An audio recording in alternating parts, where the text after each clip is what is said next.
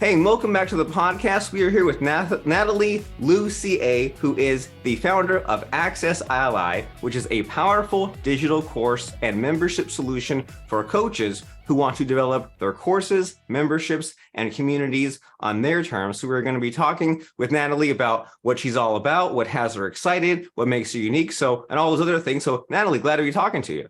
Yes, thanks so much. I'm super pumped to be sharing about these topics. And I'm super pumped to get some answers from you, because there's always that the whole idea of everyone has their own kind of unique spin on things that makes them successful. And even if you think you know everything, then you might be missing some things in the fundamentals. So, I mean, what sort of just like bare bones basics are people missing these days? What do you see when you're just like, you're missing just the obviousness? I think a lot of times people kind of fumble on product market fit. And I think that comes up a lot for coaches and course creators and people who, have a really good idea for a course or a really strong need to help people in a certain area or topic of expertise, but then they don't quite understand what people are willing to pay for and what they want for free. And so a lot of times we end up creating courses or things that people don't buy. And I'm totally guilty of having done that when I was first starting out too. So I think when it comes to product market fit, there's a lot of ingredients that come together. So there's what people say they want, what they actually want, and then also what you want to create. And I think that those three need to align. Otherwise, you really won't end up with a successful product launch. And I definitely have experience with doing it the wrong way. And then also, realizing, okay, I actually need to talk to potential customers and figure out what they really want. And even if they say, yes, I really want X, sometimes what they really want is deeper than that or a slightly different topic. And that's an interesting way of thinking about it, like this idea of the fit, because we've all been there where we were there, or we know someone who is really married to this idea, and this idea has to work. And then when it doesn't work, or they're not willing to readjust it or get kind of that marketplace feedback, and then they just kind of move on to something else, which is sometimes it's okay, because you can fail 9 times and maybe succeed the one time, but wouldn't it be easier on us all if you just did a little bit more of that maybe careful research, and everything that you put out was more or less a success? And so, and then also that whole idea of people voting with their wallets, right? Where you can go and do a survey, or go and look in a message board or a Facebook group and see what people are saying for free. But then you might be kind of optimizing for the free information and not necessarily for the good stuff that people want. And it seems like there's kind of the magic, there's the magicness, right? Some people seem to just really always put out this content that it gets lots of engagement on social media, successful launches. And so do you have any kind of story or example of one of these failures? Because that's always interesting, right? Of when it wasn't quite done the correct way and it totally just blew up in your face. So what comes to mind there? Yeah. So, I have done a lot of different things in the online space. I've launched courses, I've done recurring memberships, and now I have a software business. But a few years back, I was really into paper planners. And I thought, paper planners, entrepreneurs need to be organized. This will be a great product for our audience. A lot of them already like planners. It'll be awesome. And we can even tailor it to be around online courses and kind of, line up with our software and other tools. So we spent a lot of time designing this beautiful planner. We actually worked with a company in China to print, ship, and we had a fulfillment service in the States. And it was a ton of work and logistics. And then we launched it. And for it to actually make sense financially, we had to charge a certain amount. I think it was maybe $30 or $40 or something. And we got some sales, but it wasn't this huge influx of sales. And I kind of realized, wow, we spent a ton of months on this. We poured so much energy into it, where we could have been working on something that we already had traction on, or that people had specifically asked for in the first place. And so I think this was one of those times where, following my inner guide saying oh, I love planners, I'm sure other people will want to buy this too, and not really listening to what our audience was asking for. So our expertise is in the software space, and people had been asking us for different features in our software, and it would have made so much more sense to just keep building in that direction as opposed to getting sidetracked with this project. So I estimate that, hard costs we lost at least 10 grand, but I think in terms of time and stuff, it was probably closer to maybe 100 or something. So definitely a big lesson of what not to do there. And the lesson of what to do, it sounds like, is to ask for that feedback, and maybe even like, do you think it would have made sense to do like maybe like a proof of concept or something on like make a smaller scale and then validate your idea, and then it would be less risky to do like the $100,000 just going all out? 100%. Yeah. And I have an example of how I did this the right way in a completely different space and time. So I created this thing called the 30-day list building challenge. And the first time I ran it, it was, again, kind of my own intuition where I was like, I want to build my email list. I wonder if other people would want to go along on the journey with me. And so I called this the 30-day list building challenge. And it was just emails. So I just sent out emails of what I was doing during those 30 days. And if people want to try it with me, and if it worked, then obviously they could also build their email lists. And the response was amazing. People were like, oh, this is so good. Like, can you do it again? I missed out, or I didn't, set the time aside. So I want to do it again with you. And so what I realized was, okay, let me reinvest more into this project. It seemed to be really successful. So this time I did a video a day for 30 days, and then I relaunched it. And the response was, again, even more amazing because now it had more value and more strategy behind it. And people were asking me to actually pay for it because what was happening is you had to wait each day for another video. And people were like, no, I just want to unlock the whole thing. I just want to go at my own pace. And so they said, I would gladly pay for this. So we decided to put up a little, $27 upsell that they could buy right after they opted in for free. And since then, it's been a couple years, but we've made over $44,000 from just putting on that little, instant access to the whole 30-day challenge. And that's one of those things where I never would have come up with charging for it on my own, but because somebody asked for it, it has been such a big success. So it's kind of one of those, you can't in your head come up with all the solutions, but if you kind of co-create with the people in your space, then I think it will be a lot more successful. And you wonder, that one person that asked to pay for it, you have to wonder how many others were thinking they wanted to pay for it, but just didn't go out and communicate that with you. Exactly. Yeah. And if someone's saying, I want to give you money, that's a really good sign that, yeah, there might be other people too, and that you're probably onto something as well.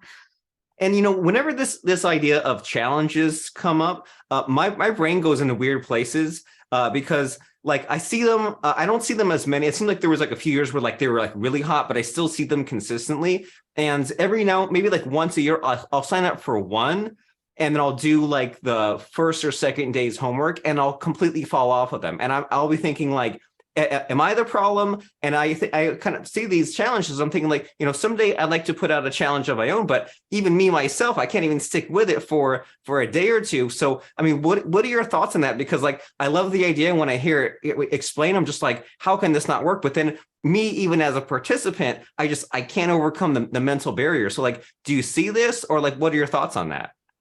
Yeah, so the way that we've built our 30-day challenge is that it's really, there's like points that you can earn. There's like gamification. So it kind of gets people a little bit more motivated to keep going. And also we think that I really feel like the community aspect is a big part of it, because if you're doing it by yourself, you're a lot more likely to just be like, oh, I'll do it later, and then kind of fall off the wagon. But if there's other people cheering you on, and maybe they're a couple of days ahead of you and they're like, oh, I just finished this part and, I got new subscribers, or, they're starting to get results, that can help push you to kind of keep going.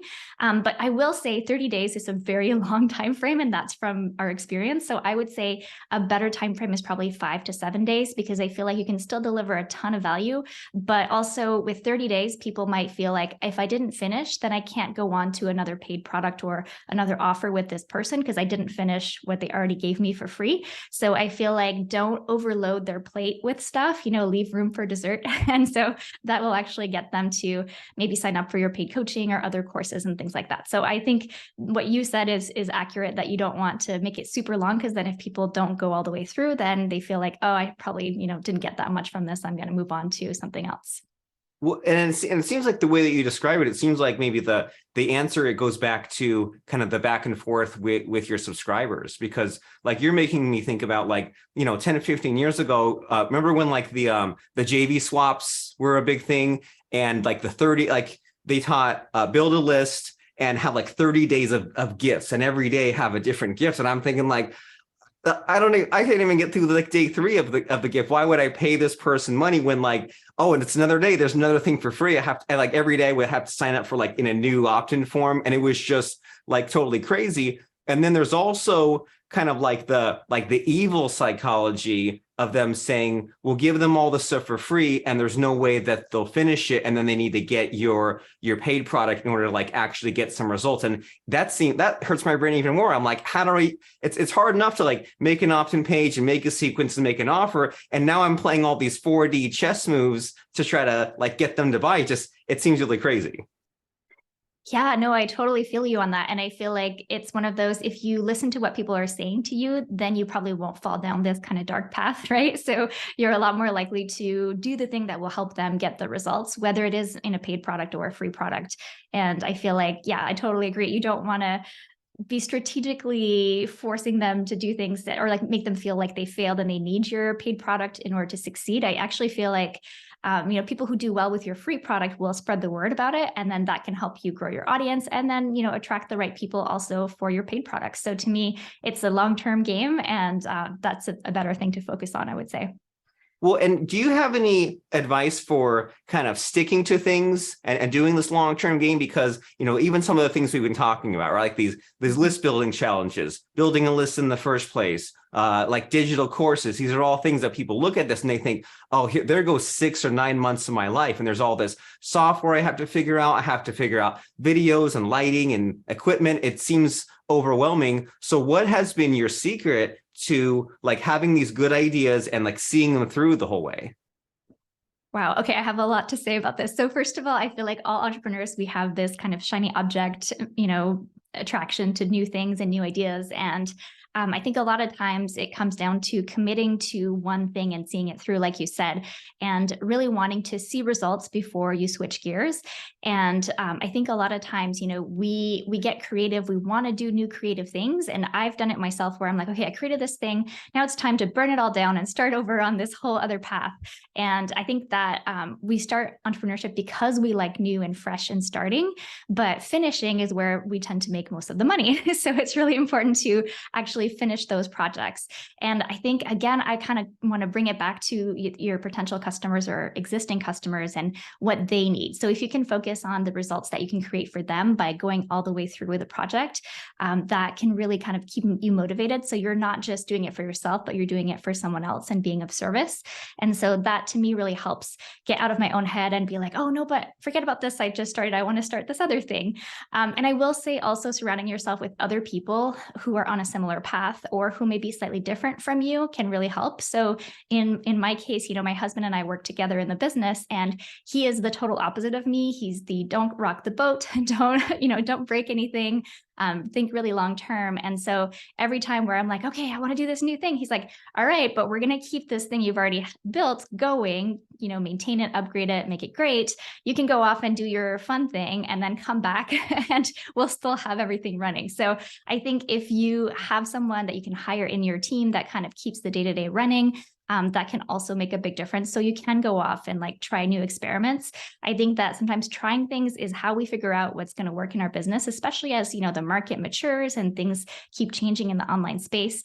We can't necessarily keep doing the same thing over and over again. So doing experiments is really good, but also trying to do them in a way that will help promote what you've already created. So you're not reinventing the wheel can make a really big difference too. So if you want to try something else, like build one course, but keep marketing that one course. But then maybe if you want to be creative, do TikTok or YouTube or some other thing that you haven't done before, but in process of promoting your existing course, if that makes sense.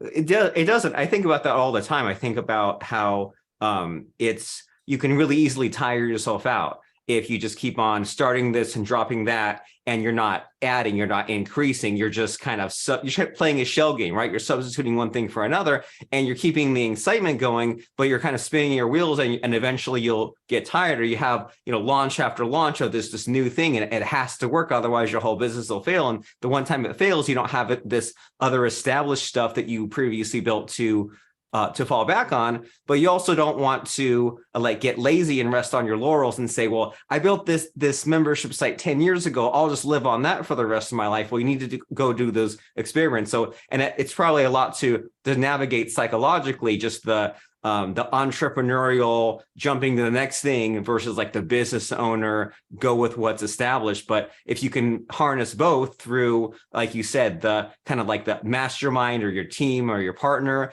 and then also tap into the people that you're helping, because if you're just, playing with software, playing with databases, that'll get boring after a while. But if you're helping someone create their membership site that will like change the world, that will like end hunger or take out plastics from the ocean, and you're like, okay, that's kind of it's like when you go to someone else's house and it's all messy and you want to clean up their house, but if your own house is messy, like you don't really want to tidy your own house, but helping someone else is a good motivator. Yeah, 100%. And I think it's almost easier not to work on your own stuff. Like you said, it's easier because we have that helping tendency, and we can see things that we can see for others that we can't see for ourselves. So I feel like, a lot of times business and online business especially can be a little bit isolating. So if we remember to connect with people, whether it's on a podcast or it's in a group or community, or we actually reach out to someone on LinkedIn and say, hey, I see we have a lot in common. You want to just jump on a quick call and connect. I feel like those are the types of things that can also remotivate you if you're losing your spark a little bit. And so that has a really nice effect too. Well, yeah. And especially like, at least for me, reminding myself that it's a thing I should do, even if I don't feel like, if I don't already feel like doing it, because if I already felt good, then why would I need to do the networking? So if I'm kind of down in the dumps or unmotivated or need to get like the interaction, then I should network in order to feel better afterwards. And it requires just like more thinking about the future. And so you have Access Ally, and you help people with their courses, their memberships, and their communities. And the thing that always seems to at least come up for me is I'm always like, okay, what's the platform, right? What's the software? And some people are just like, oh, use any platform, which is like frustrating. But I get the mindset of like, okay, use whatever works for you. But do you have any thoughts on that? Do you have like a favorite, or are you like only use this, or like what's your thoughts on like the software to make it happen? Yeah, I really feel like a lot of times people spend a little too much time in the research mode of figuring out which platform or tool they're going to use, because it's easier than doing the work of actually creating a course or launching it. So I do want to put that out there, and there's nothing wrong with that. I've been guilty of spending too much time researching tools too. But yeah, I think that there are different tools for different levels, and also kind of what you see as your long-term vision for the course or community or membership that you're creating. And I think a lot of times, just getting something out there like on a Teachable or Podia or something to just kind of get a quick proof of concept, get people signed up and make some sales, I think is a really great way to go.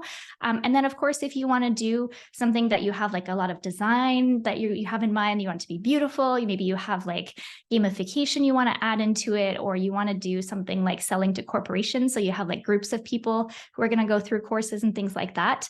Then I would recommend Access Ally, which is our plugin for WordPress. And it's kind of more of the long-term type of plugin. So we have people who have been with us for, on average, like 4 years, which is a really long time in the online space. So I feel like if you want to build with something that will scale and kind of grow with you and evolve with you, it's a really good solution because it's super flexible. So a lot of times, you start off with a Teachable or something like that and Thinkific, and you love it. And then you realize, I wanted to add a recurring membership, and I also wanted to do this other thing for my coaching program. And then it just doesn't all fit in one place. And so I really feel like that's where Access Ally kind of shines. Well, fantastic. And even just you mentioning some of those features kind of gets the light bulbs turning on, like multiple light bulbs turning on, just thinking about, how it's easy to think of a course being just like some videos, but then you add, a checklist at the end, or you add like a quiz you have to pass in order to continue forward. Or you mentioned a little earlier, things like points or badges and gamification and the community. And even like if they pass enough of the quizzes, they get certified, and they can end up in a directory, and they get like a certificate in the mail. So it's like, the more you think about it, the more just kind of fun things are out there. And so what has you excited about courses lately, as far as like the things you can do, maybe the things you can do with Access Ally, or what people aren't doing enough with their courses? What just gets you super excited? I think this concept of cohort-based courses, which has been around for a long time, but it kind of crystallized for a lot of people recently. So it's this concept of running your courses live. And you might have some live teaching sessions or facilitation sessions. You might have a forum or something that people can kind of connect with the other people who are part of the same group going through it live.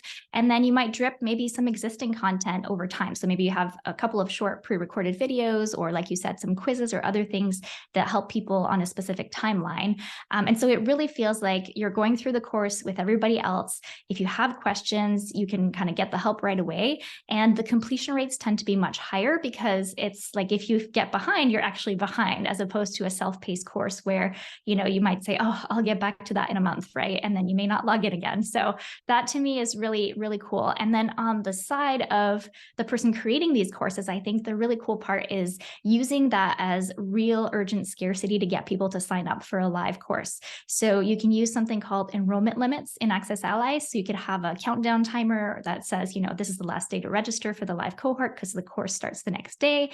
You could also cap it to a specific number of people. So let's say you only want 10 people per live cohort. Then on the website, people can just sign up for the next one. And then as it fills up, it will automatically go to a waiting list.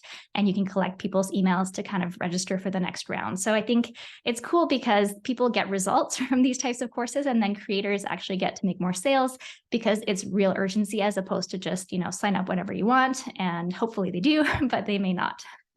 And I imagine that works better for both the students plus the course creators, right? Because like with the student, the urgency seems pretty obvious. Like sign up now because the class is starting, enrollment's closing. But I imagine if you're someone that wants to make a course, it's easy to waste like a year or two on it, right? And say, oh, I need to record 53 modules and figure out all the quizzes in advance. But if it's live or mostly live, then you kind of have to show up and you have to do it. Otherwise, you're letting everyone else down. And it seems to tie back into this psychology that we keep revisiting in our conversation here about just like connect it to not just you, but other people. That way you're letting other people down if you don't show up. So yeah, I imagine the kind of doing the course somewhat live every week kind of just helps it actually get done.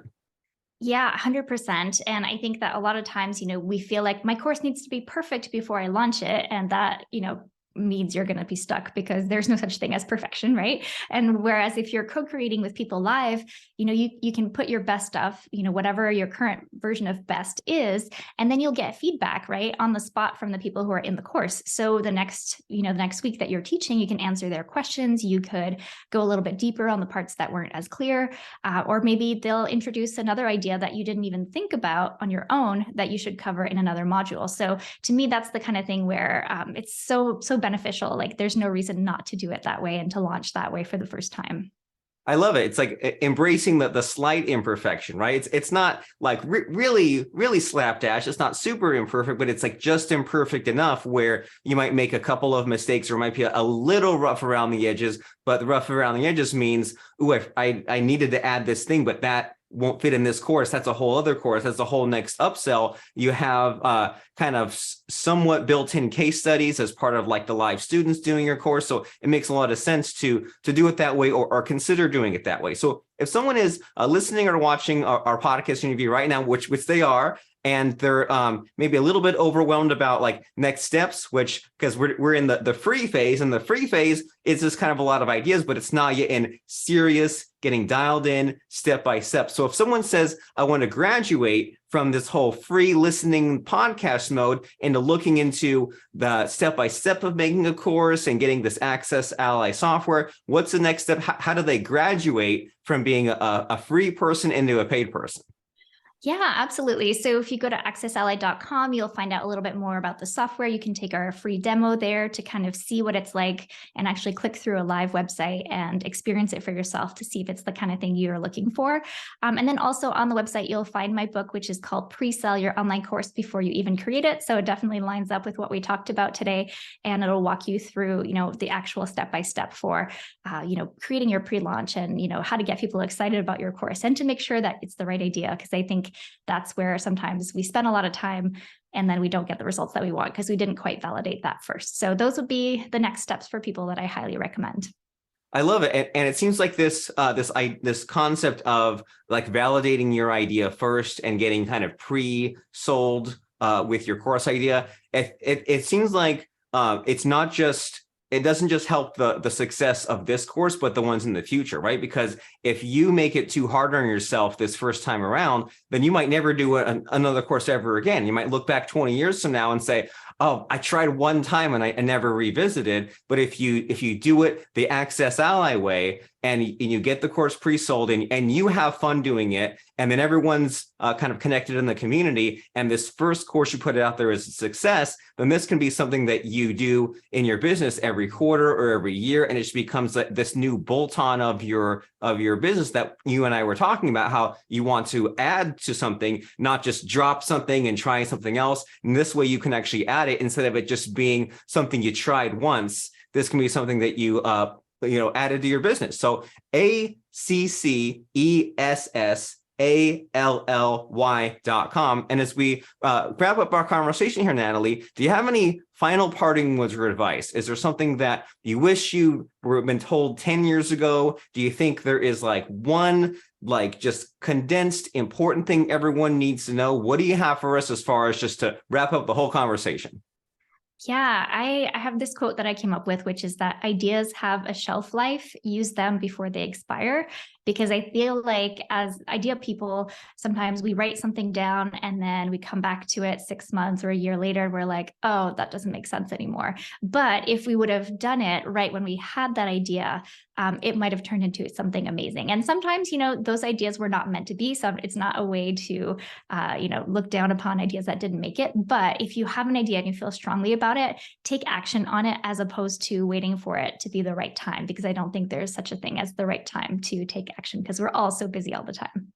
I agree with you completely. Take action before you get some other idea, before you talk yourself out of it. And right now, the idea that you as a podcast listener have, the idea is to go to accessally.com. So go and take action on that idea before something else gets in the way, before the toilet backs up or the phone rings or something. Just go right now, ACCESSALLY.com, accessally.com. We'll see you there. And thank you, Nathalie, for showing up and for giving us all kinds of ideas about our courses and our challenges and just the future of our business and motivating us psychologically. Appreciate it and appreciate you. Oh, it was my pleasure.